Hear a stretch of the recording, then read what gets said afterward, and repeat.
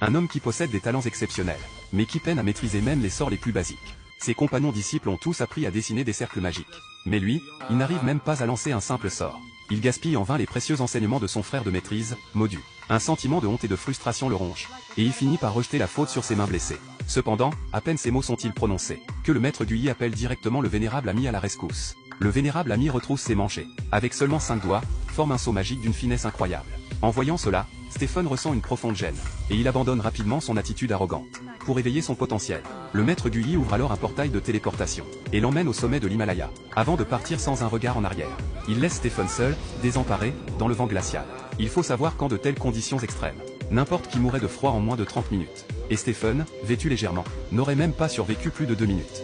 Face à la vie ou à la mort, Stephen chasse toutes ses pensées inutiles, forme des sauts avec ses mains, et, au dernier moment, comprend enfin les mystères de la magie, entrant officiellement dans le rang des mages. Cependant, ces modestes réussites ne lui apportent ni orgueil ni satisfaction. Il se coiffe et arrange sa barbe, puis se dirige immédiatement vers la bibliothèque pour emprunter des livres sur l'astral projection. Mais John, estimant son expérience insuffisante, refuse sa demande.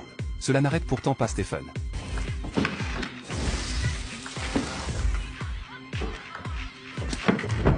Grâce à ses capacités exceptionnelles, il apprend rapidement la magie de l'astral projection, tandis que son corps se repose. Son efficacité d'apprentissage est presque 2 fois supérieure à celle des autres.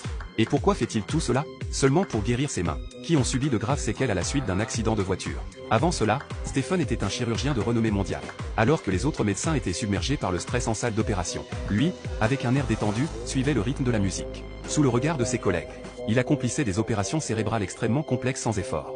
Grâce à cette compétence hors du commun, Stephen a récolté une gloire et une richesse que beaucoup n'osent même rêver, bien qu'il soit encore jeune.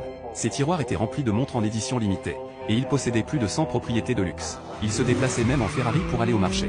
Mais, comme on dit, le ciel peut changer en un instant. Un jour, alors qu'il rentrait chez lui, comme à son habitude, il écoutait les rapports de ses patients, et choisissait les chirurgies les plus difficiles. Il ne remarqua pas que sa voiture accélérait de plus en plus. C'est lorsqu'il s'intéressa à un des cas, et tourna son regard vers le rapport, qu'un accident imprévu survint.